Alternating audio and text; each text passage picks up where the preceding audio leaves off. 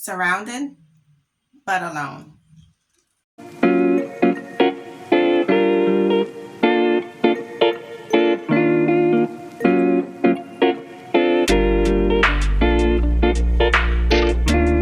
Her parents were in the house, and she still went into the bathroom with her 4-month old child.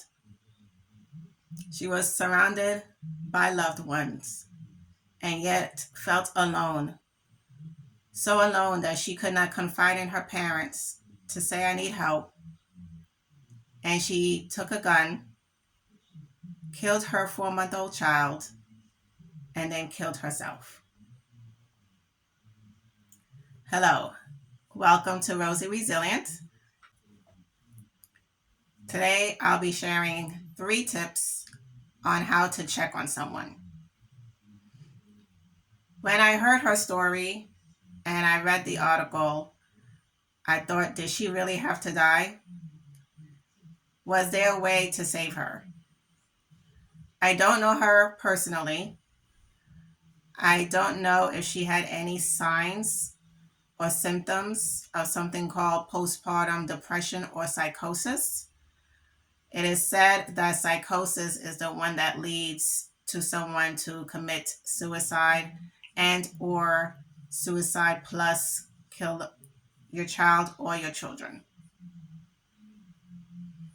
I thought about my own life disappointment in which I felt I could take care of it myself, and I realized I could not. I went through depression, despair, and suicidal thoughts until I reached out to a friend and said, I need help. For many women, when they give birth, it's a bundle of joy, and everyone is happy that you had a child, and you're happy you have a healthy baby. But for some women, there are 3 types of mental health issues that come about. One is called postpartum blues, and that lasts for a few days. And that's when you feel anxious and you're upset with the baby, you're upset with your partner and your other kids at home. Then you have depression, which can last 1 to 2 weeks, some people longer.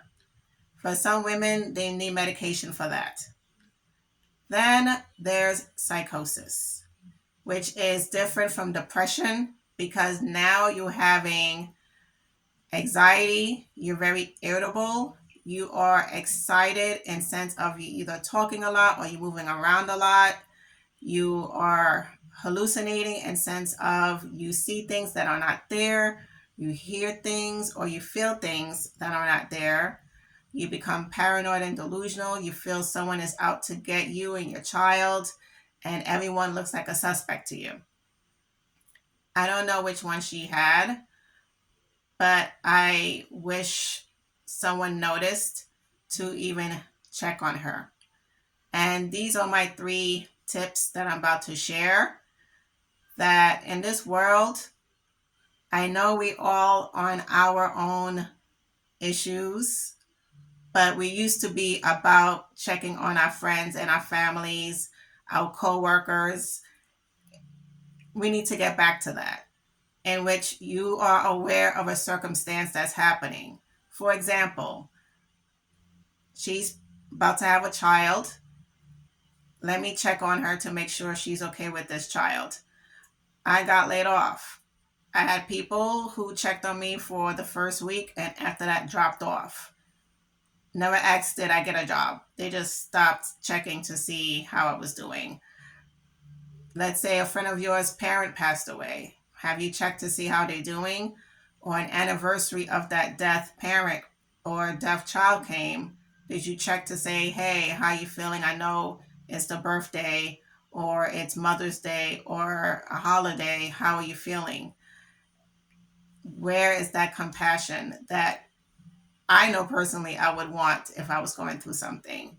And as I said, I don't know if she shared with her husband who was out of town, So unfortunately, he had to find out of town that this happened.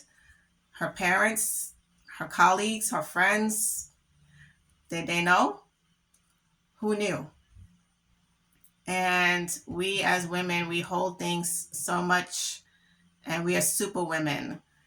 But yet, sometimes you have to take off the cape because we are not bulletproof. So, number one is if you know someone who's going through something, ask them how they're doing and make sure you care to ask first. And when they respond, if you're able to help them, say, hey, I know someone that could help you. And don't just check on them once, check on them once a month. Postpartum means for a year. So after delivery of a baby, that whole term is 1 year. Some women are good after a couple of days, couple of weeks, couple of months. Some women are not for a year. So it's important that you know your friends, you know your family member. If they're going through something, ask them if they need help. Hey, I'm not able to help, but I could send someone over that can help you. That's another way to help out, to be kind. And third, just be a support. You don't have to talk, just listen. Sometimes people just need to vent. And it's important for us to be kind, especially in this world where we all self-focused, for us to extend out. Because remember, one day we would want someone to help us. And God knows if she was a helper to everyone else and no one saw that she needed help. If you know anyone who is right now going through something, please take this content, like, comment, and share. This is Rosie Resilient, and stay resilient.